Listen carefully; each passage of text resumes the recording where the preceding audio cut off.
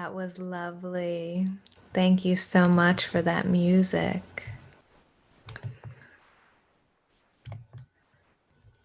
Hmm. Blue Boat Home is one of my favorite hymns as well, and that rendition performed by The Unfolding was just delightful. Good morning, everyone. Welcome to the First Unitarian Society of Milwaukee's online worship service. I'm the Reverend Jennifer Nordstrom, and I'm honored to serve as First Church's senior minister. We welcome people of all genders, sexualities, ages, races, ethnicities, histories, and bodies. We welcome your mind, your heart, and your spirit. We welcome all you're bringing with you today and all your heart longs to set down. We're offering all ages religious education every Sunday at 10 a.m. and youth group at 1 p.m. online. You can find the link in your religious education weekly updates. Sign up for that update to find out more about religious education for children and family ministry, including ways to connect with our families, our faith, and our community every week. Join us for virtual coffee hour this morning after service at 12 p.m., where we'll chat in small groups on video conference. You can find the Zoom meeting link in the live stream chat right now, as well as in your Friday announcements. Remember that the password is UUMKE, all lowercase. Members, guests, and visitors are all welcome, but you do have to bring your own coffee. Our Sunday forum is back again this week on Zoom. And it already happened at 10 a.m. Sorry, this is Jennifer's second time doing announcements with the forum back. Please and thank you for your patience and graciousness as we continue to learn how to do church together in the time of coronavirus. But look for another forum in the coming weeks now that we're back on Zoom. Join our virtual journey to membership classes. This online format might be perfect for those who could just never fit those membership classes into their schedule. Led by our ministers, staff, and lay leaders, this class is a prerequisite to membership, but you're not required to join in order to attend it. Sign up if you're interested in membership, but also if you're curious to learn more about us or just want to explore more with others, a deeper understanding of what covenantal community is, the way that we strive to practice it here at First Church. Classes will be held the 4 Wednesdays of May 6th through 27th from 6:30 to 8:30 p.m. You can find the link to register in your live chat, or you can email First Church Membership Coordinator Lynn Jacoby for more information. Commemorate our 50th anniversary of Earth Day this week at the Nelson Institute free virtual conference on Monday, April 20th. That's tomorrow. Titled Aspiring for Sustainability, Striving for Justice. Presenters will explore leveraging the best aspects of past environmental movements while incorporating an increased sense of social justice.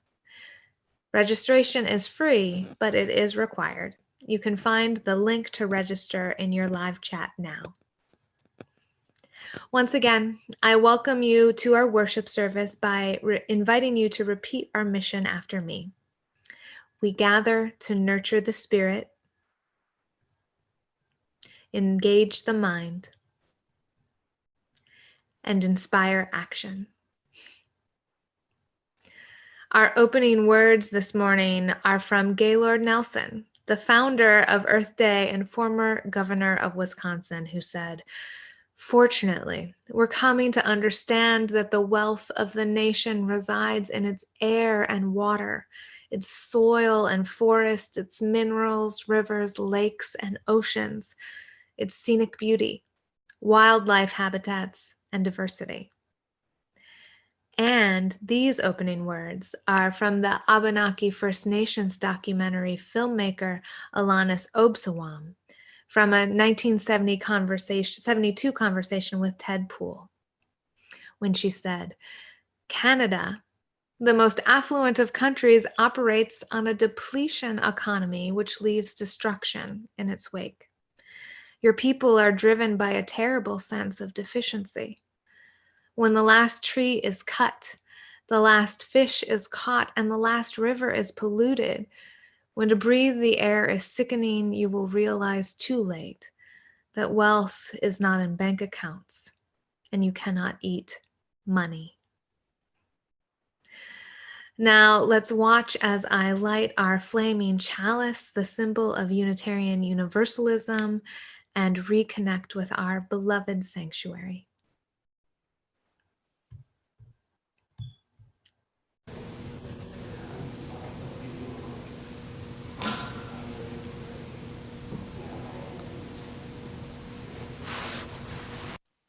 Good morning. The story I have for you today is one of my old favorites. It's called Miss Rumphius, and it's by Barbara Cooney. The lupine lady lives in a small house overlooking the sea. In between the rocks around her house grow blue and purple and rose-colored flowers. The lupine lady is little and old, but she's not always been that way. I know, because she's my aunt, and she told me so. Once upon a time, there was a little girl named Alice who lived in a city by the sea. From the front stoop, she could see the wharfs and the bristling mass of ships. Many years ago, her grandfather had come to America on a large sailing ship. Now he worked at a shop in the bottom of his house, making figureheads for the prows of ships. For Alice's grandfather was an artist. He painted pictures too, sailing ships, and places across the sea. When he was very busy, Alice helped him put in the skies.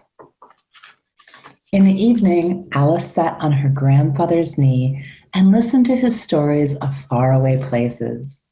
When he had finished, Alice would say, "When I grow up, I too will go to faraway places. And then I will grow old and I will come and live by the sea." "That is all very well, little Alice," her grandfather told her, "but there is a third thing that you must do." "What is that?" "You must do something to make the world more beautiful." "All right," said Alice, but she did not know what that could be. In the meantime, Alice got up, washed her face, ate her porridge for breakfast. She went to school. She came home. She did her homework. And pretty soon, she was grown up. Then my great Aunt Alice set out to do those 3 things she had told her grandfather that she would do. She left home and she went to live in another city far away from the sea and the salt air. There, she worked in a library, dusting books and keeping them from getting mixed up, and helping people find the books they wanted. Some of the books told her about faraway places, and people now called her Miss Rumphius. Sometimes she went to the indoor garden conservatory in the middle of the park. When she stepped inside on a wintry day, the moist air would wrap itself around her and the sweet smell of jasmine would fill her nose. This is almost like a tropical island, but not quite. So Miss Rumphius went to a tropical island where people kept cockatoos and monkeys as pets. She walked on long beaches, picking up beautiful shells.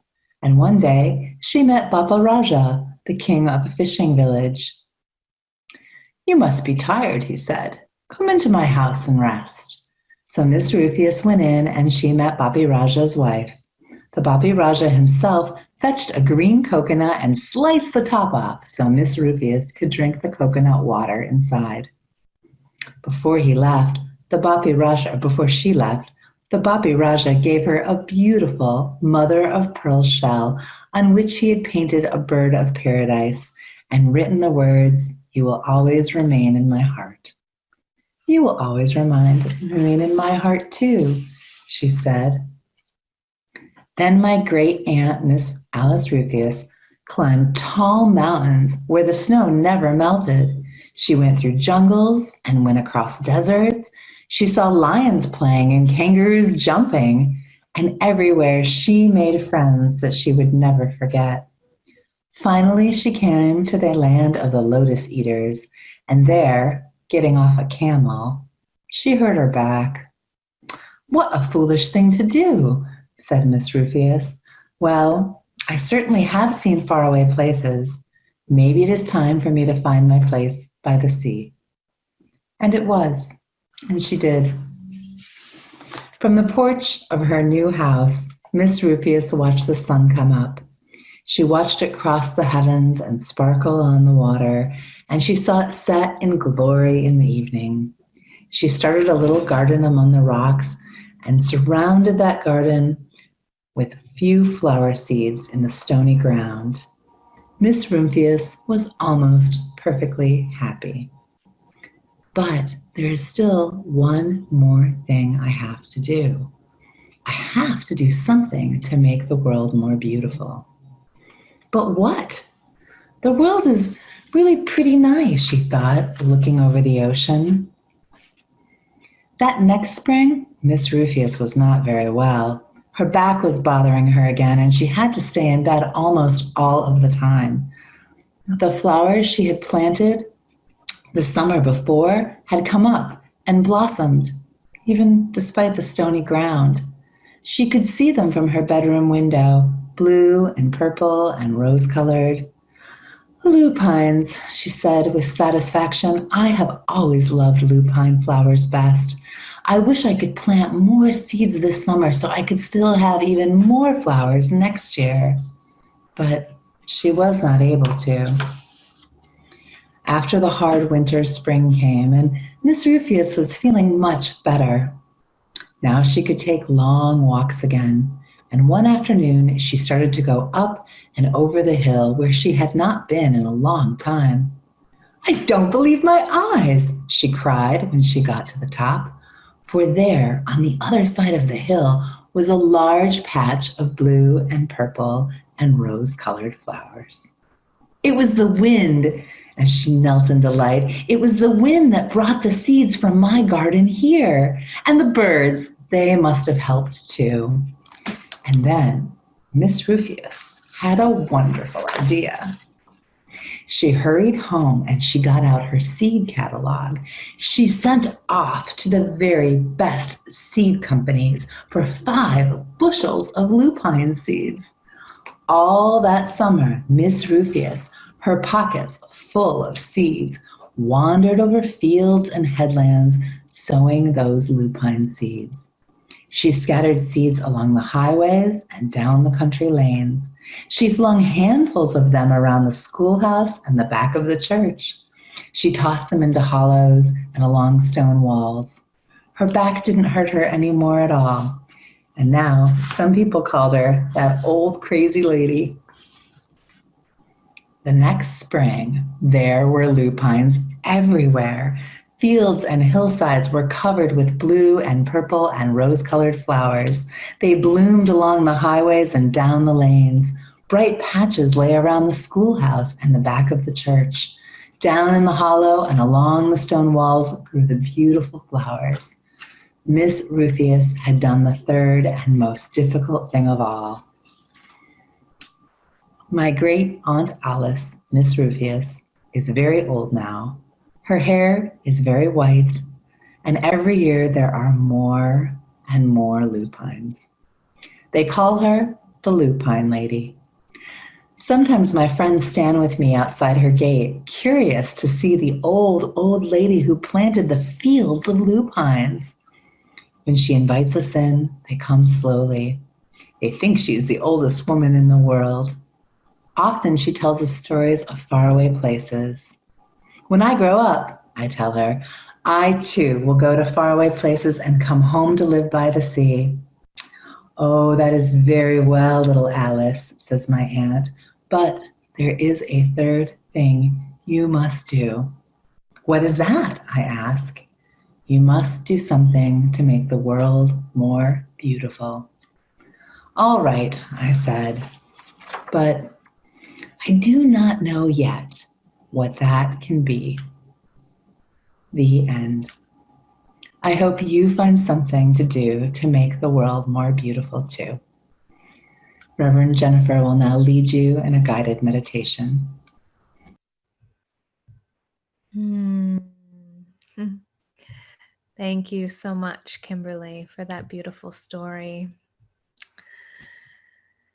As we move into our time of meditation, which will be followed by silence, followed by spirit of life, I'd encourage you to just get yourself comfortable wherever you are right now.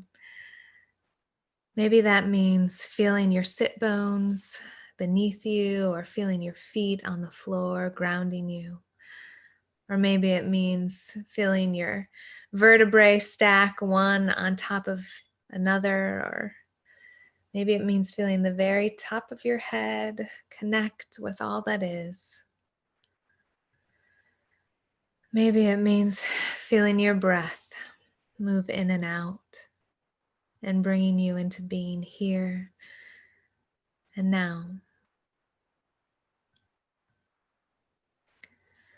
Spirit of life and love, Holy One of our being and our becoming, that which is sacred within, among, and beyond us. May we make the world more beautiful today, even as we notice its beauty. May our head and our heart and our hands contribute to the beauty of this earth through planting or tending or mending plants or animals or people. May we tend or mend our own hearts with the beauty that already is, noticing the wind that carries the lupin, or the trees blowing in the wind, or the birds singing in the trees. May we smell this early spring and feel the sun on our skin. May we be awake to beauty, and may we make more of it. May it be so. Now let's return to our beloved sanctuary where the singing bowl will frame our shared silence, and then we can sing Spirit of Life.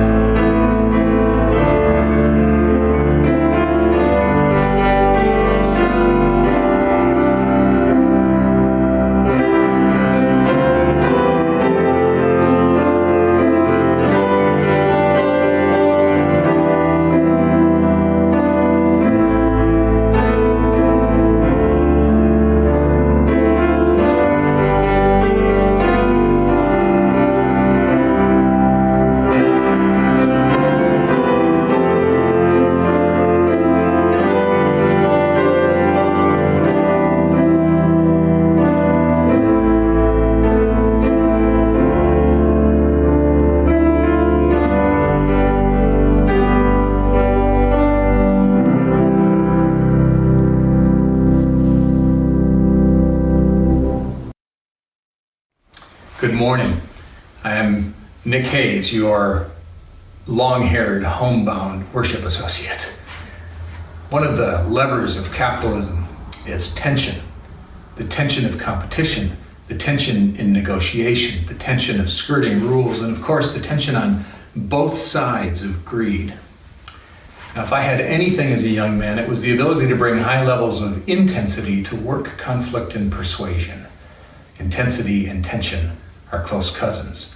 And so I entered business and I learned how to, as they say in the jargon, leverage tension to my advantage. It is not a coincidence that most books on selling begin with finding pain points. Pain creates stress, stress makes us tense, and then we buy things. Now, I didn't sell insurance, but I learned to sell to catastrophe. I didn't sell pharmaceuticals, but I learned to sell promises. And I didn't sell roads or cars, but I learned to tap into rage. Not my own, my customers. It's amazing how many dollars flow with emotion. Think health insurance and long-range bombers, and recently TP. Who'd have thunk? Now, to grab a bit of this wealth, a capitalist bobs along in the current. It's easy and exciting once you're in it, as long as you stay afloat, but almost impossible to escape. Then, while driving home one day in my early 40s, feeling healthy and brash and bullish, I found myself unable to see street signs, out of balance in body. I had had a stroke. An MRI showed a part of my cerebellum, the ancient brain that controls motor and balance, had been flooded. The cause was, in a hot irony, a condition called hypertension, signaled by high blood pressure.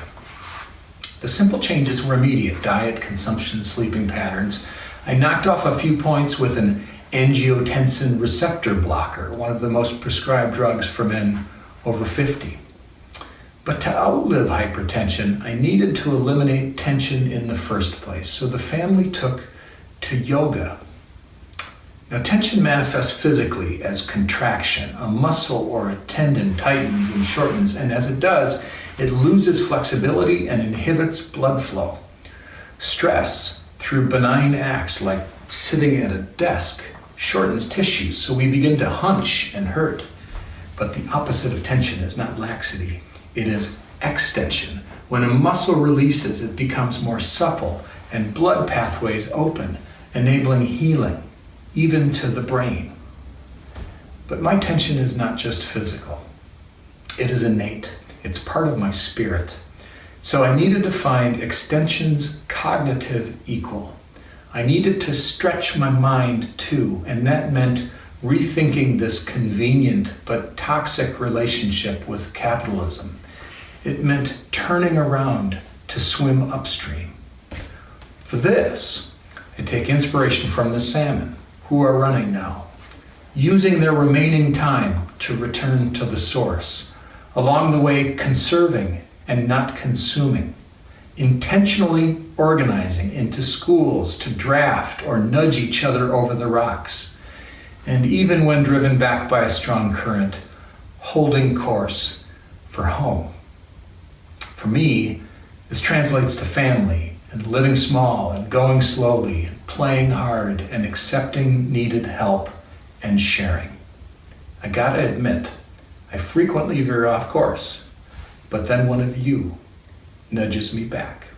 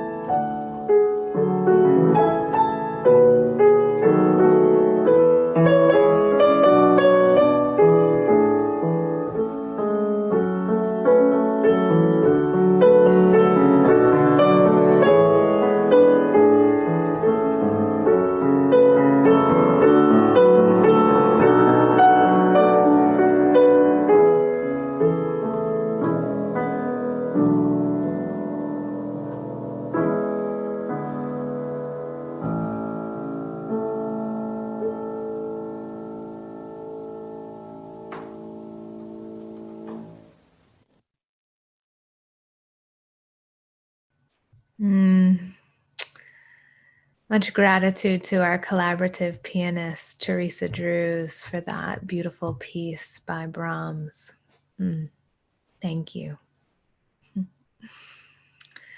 So, I moved into my new home this week. I thought it would be a really good time for a move in the middle of a global pandemic. To be fair, I did not know that it would be a global pandemic when I bought the home that I'm living in now.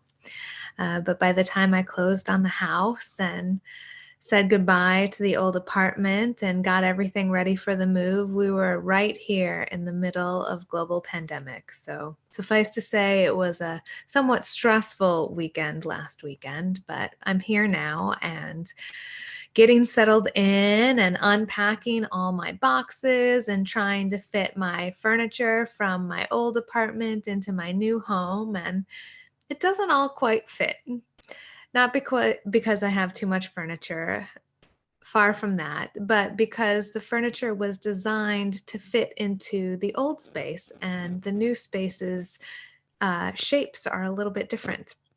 So I've started to look online for furniture that would fit in this space.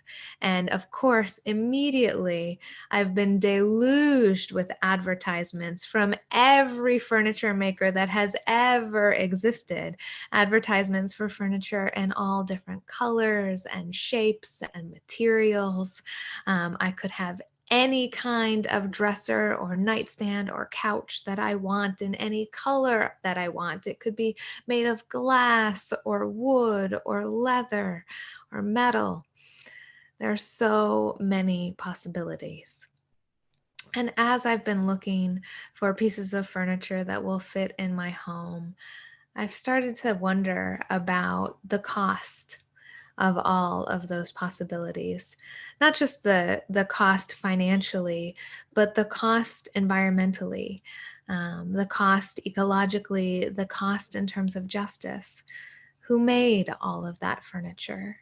Where did the materials come from? How did it get produced? What kind of waste was created as a result of the production for so many different kinds of furniture?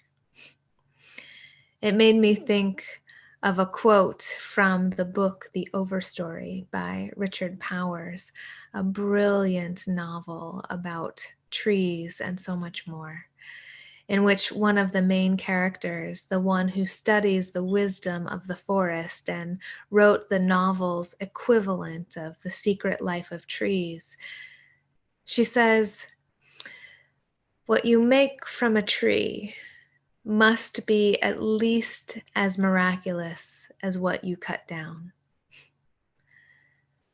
At least as miraculous as a tree. As I think about any of the furniture that I might buy to fit in my new home, none of it seems all that miraculous. Capitalism is designed to produce things and to produce enough desire for those things to keep the production wheels endlessly turning out stuff and, importantly, profits. There are material limits, however, to this endless production cycle, as our insatiable consumption pushes at the edges of our ecosystem's resilience. Capitalism's continuous production and consumption occurs in a finite system. The world's resources are finite. There are only so many trees, so many coal deposits, so many diamond mines. In the United States, somewhere between 75% and 95% of the original forests have been cut down. There are real material limits to production and consumption based on the resources that are available. Even saying that, though, is operating within the paradigm of capitalism that sees something as miraculous as a tree as a raw material, as a resource. A tree is a living, breathing entity. It communicates with other trees around it. It warns of threats. It protects its young. A tree is alive. Moreover, a tree and all the other resources of our world are interconnected in a living, complex system of ecology that is much more than clumps of so-called raw materials. We human beings are a part of this complex system, just one of its living parts. And as one of its parts, we are subjected to its laws of interrelatedness. In the book, Scale, the universal laws of life, growth, and death in organisms, cities, and companies, Jeffrey West explores the science of complex adaptive systems and its implications for human life. West argues that, quote, all human socioeconomic activity, from innovation and wealth creation to crime and disease, all human in socioeconomic activity, whether it's good or bad or ugly, is quantitatively interrelated and manifest in the universality of scaling laws. West critiques the current approaches to sustainability as insufficiently multidisciplinary, that they're siloed and they're not taking in the complex adaptive systems. And thus they are missing the nature of those complex adaptive systems upon which life depends. Because resource consumption, as well as pollution, and also innovation and wealth creation scale with population growth, there's scientific reason to critique Malthusian and neo-Malthusians who fear that human civilization will collapse with population growth, as well as the open-ended exponential growth economists who believe that the innovations of capitalism will save humanity. Technological innovation has multiplied with the human population, and that has sustained our growing population. However, human beings have simultaneously increased our consumption of resources per capita.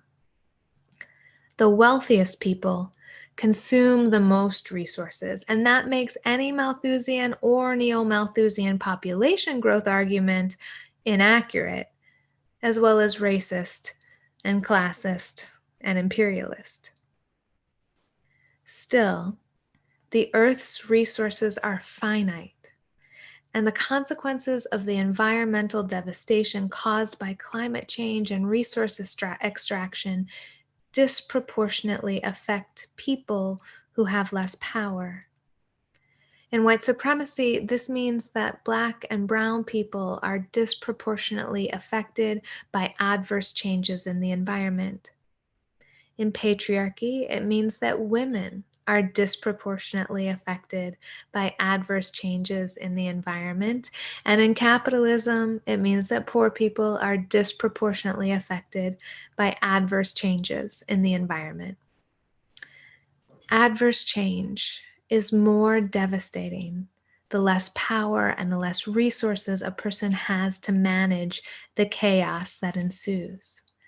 We see this in environmental injustice, and we're seeing it right now in the coronavirus pandemic and the way that people who are marginalized and particularly multiply marginalized are being more negatively affected.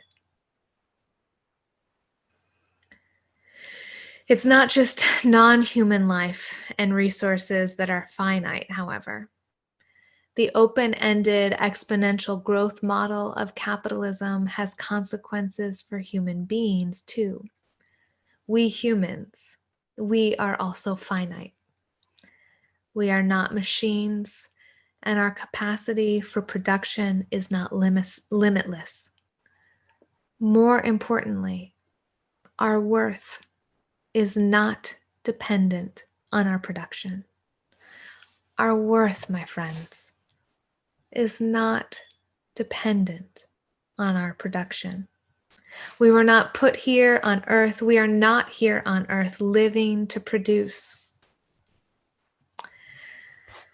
The idea that my value is based on what I produce in this life is an idea that I have been seduced by personally, and I see many people around me who've also been seduced by it. I find myself wanting to produce something of value all the time, wanting to prove my worth and my value in this life. Our Unitarian Universalist faith, however, teaches something different. It teaches us that we are all, each and every one of us, inherently worthy and valuable simply in our being. Our faith says that we don't have to produce constantly to be valuable. Our faith says that simply to be is enough, that we are worthy in our being. Do you believe that? Do you live it? Some of us are discovering the limits of our capacities right now. This global pandemic is increasing stress and anxiety as we are all experiencing collective and individual grief. We're right now in an experience of collective trauma. In just the last 6 weeks, nearly 40,000 people have died from COVID-19 in the United States.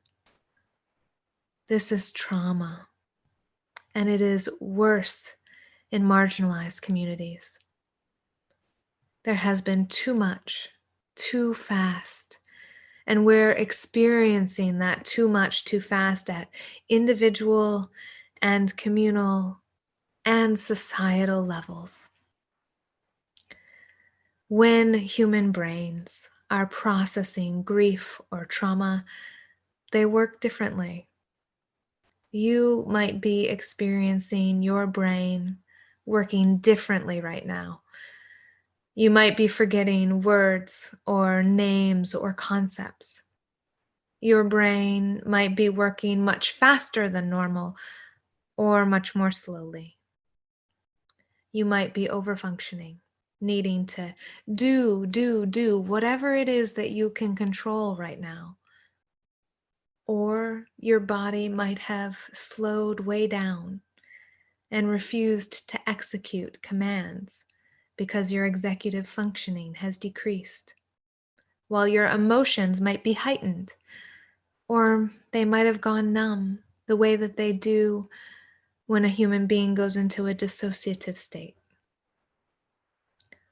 All of these reactions are normal reactions in grief and in trauma. Your system is processing too much awfulness, happening too fast in the best way that it knows how. So listen to it. Give your system whatever it's asking for right now. This is not the time to insist it behave normally or that you produce just as much as you've always produced or to just work harder or push through. Your body and your brain might not even allow it. You're not a machine, and your value is not dependent on what you produce. You are inherently worthy, and you're a human being going through a mass trauma event. So do whatever your system needs to do right now. Maybe that's slowing down, or maybe it's cleaning your kitchen. Allow it. Be kind to yourself and to your loved ones. You are a finite human being. You need rest. and space and real nourishment, because this experience we're having right now is taking more energy than regular life does. Grief is hard. Trauma is hard. And they require space and gentleness and nourishment.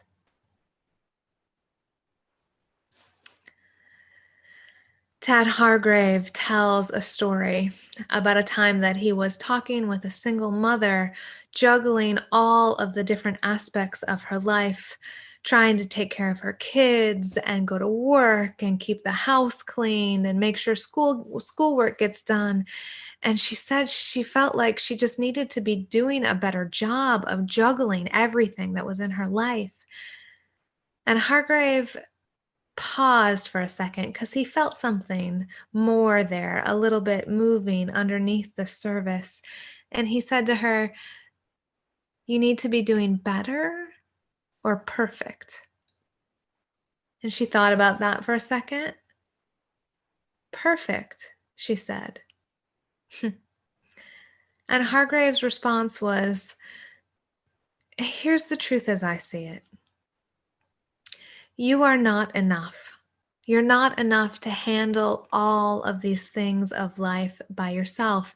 It's too much taking care of kids and going to work and keeping the house clean and being a good partner and doing all the laundry. It's too much. It's more than any one person could handle all on our own. You're not capable of sufficiently handling everything. You're not adequate to that task, because the work of sustaining life has always been communal work.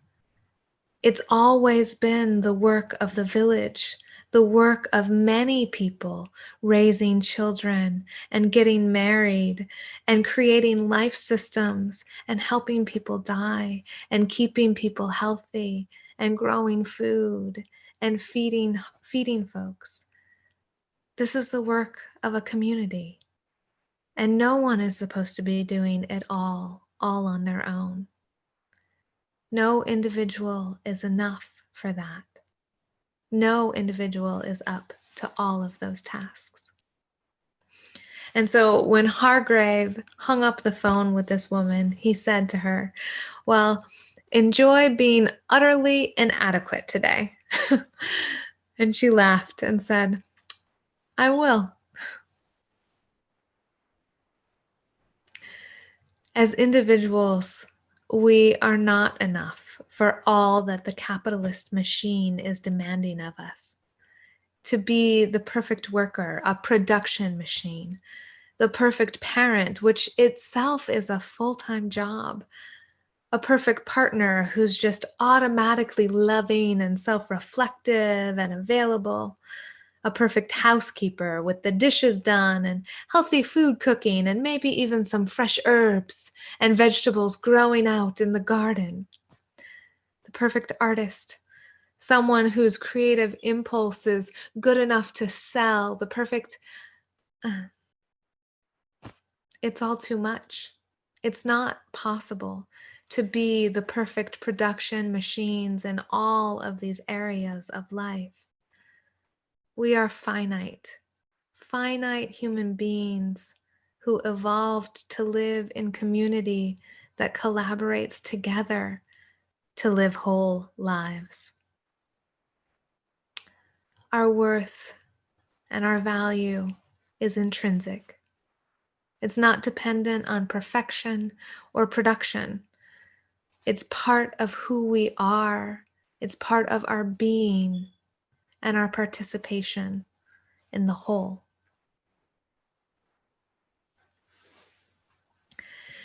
This is an interesting time to be alive. We're at the height of capitalist production and consumption, and yet we're learning that we don't need more stuff. Studies have shown again and again that stuff, even wealth, doesn't make human beings happier beyond meeting basic human needs.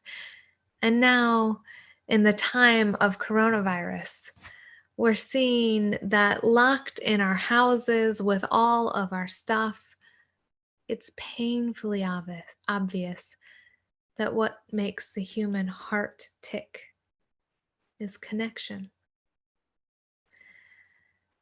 We might be permanently changed by this experience, especially if we allow ourselves to be changed by it. So I ask you, what are you learning about what really matters right now?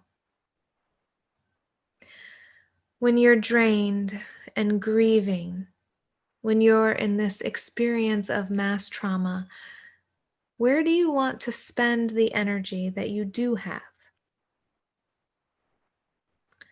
I wonder what this time can teach us about what it is that really matters. Personally, I'm learning that it's not my outfit or the car I drive or how immaculate or well decorated my home is. It's my ability to communicate and connect. It's my relationships and the love in my life. It's healthy and sustainable food that I can access. It's my health, period.